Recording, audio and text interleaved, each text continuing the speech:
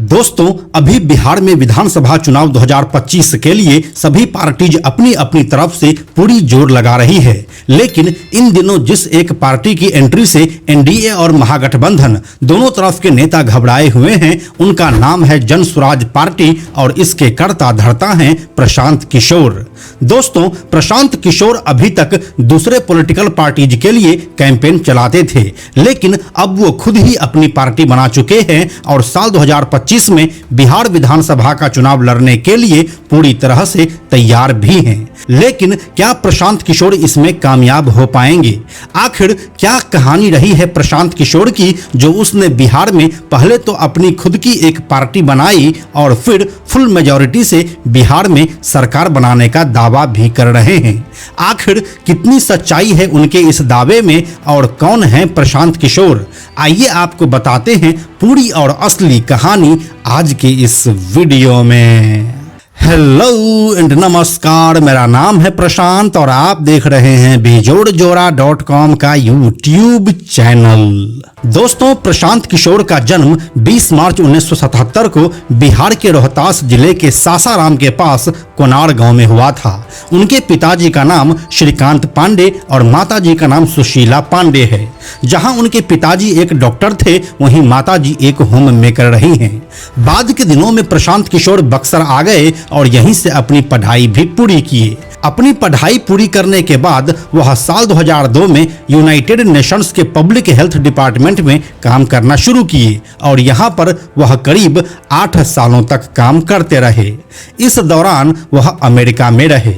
इसके बाद साल 2011 में वह वापस भारत आ गए और यहाँ पर आकर एक इंडिपेंडेंट पॉलिटिकल स्ट्रेटेजिस्ट का काम शुरू किए, जिसमें उन्हें कोई भी पॉलिटिकल पार्टी अपने इलेक्शन कैंपेन के लिए हायर कर सकती थी। जब वह अपना काम शुरू किए तो उनका पहला क्लाइंट बना भारतीय जनता पार्टी, जो गुजरात में साल 2012 का विधानसभा चुनाव लड़ने जा रही थी। इसके लिए प्रशांत किशोर और उनकी टीम ने साल 2011 से ही काम करना शुरू कर दिया और उसके लिए कैंपेन डिजाइन किया। फिर जब साल 2012 में गुजरात विधानसभा का चुनाव हुआ तो बीजेपी ने 182 में से 115 सीटों पर जीत दर्ज की। हालांकि पिछले चुनाव के मुकाबले यहां पर 2 सीटें कम आई थी, लेकिन एंटी इनकम्बेंसी के बावजूद इतनी बड़ी जीत की किसी को उम्मीद नहीं थी और इसी चुनाव ने नरेंद्र मोदी को लगातार तीसरी बार गुजरात का मुख्यमंत्री बनाया। प्रशांत किशोर के लिए यह एक बड़ी जीत थी और उनके पहले ही काम में उन्हें अभूतपूर्व कामयाबी मिल चुकी थी। बीजेपी भी उनके काम से खुश थी और वो प्रशांत किशोर और उनके टीम को अब एक और बड़ी असाइनमेंट देने जा रही थी और यह असाइनमेंट था साल 2014 का लोकसभा चुनाव। साल 2014 में नरेंद्र मोदी को भाजपा का प्रधानमंत्री चेहरा घोषित किया गया था और बीजेपी इस चुनाव को पूरी तैयारी से लड़ रही थी। कांग्रेस के लिए एंटी इनकम्बेंसी वाला माहौल तैयार हो चुका था और इसी बीच कांग्रेस ने नरेंद्र मोदी को चाय वाला बताकर उनकी छवि को धूमिल करने का प्रयास किया। लेकिन प्रशांत किशोर ने कांग्रेस के इस चाल को उनके ही खिलाफ इस्तेमाल कर दिया और वह बीजेपी के लिए चाय पर चर्चा, 3D rally, run for unity और मंथन जैसे कैंपेन लॉन्च किया। उस समय भारत में सोशल मीडिया बूम कर रहा था, तो प्रशांत किशोर ने बीजेपी के लिए सोशल मीडिया पर हर तरह के कैंपेन को डिजाइन किया, जो भारत में अपनी तरह का पहला एक्सपेरिमेंट था।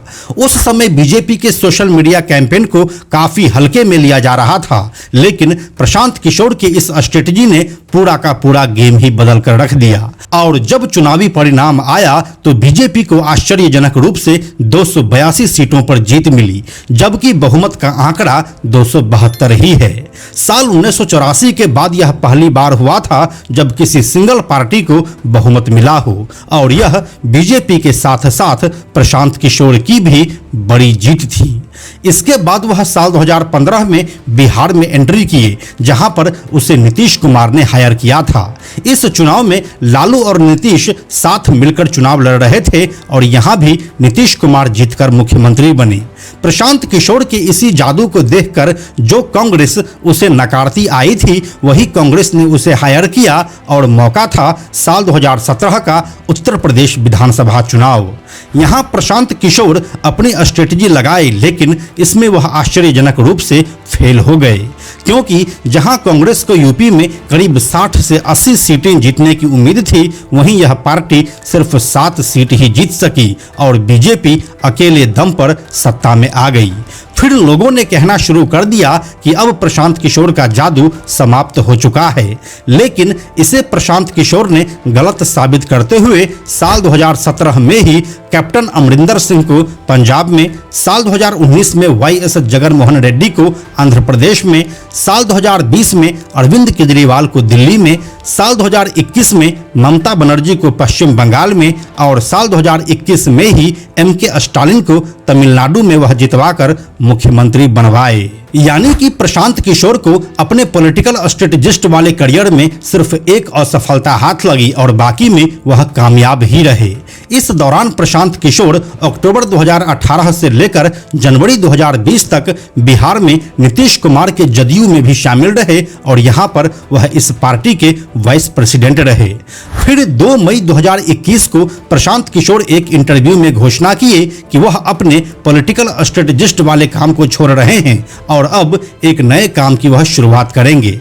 हालांकि वो यह नहीं बताए कि उनका आगे का प्लान क्या है, लेकिन फिर करीब साल भर के बाद 2 मई 2022 को एक सोशल मीडिया कैंपेन की वह शुरुआत किए, जिसका नाम रखा बात बिहार की।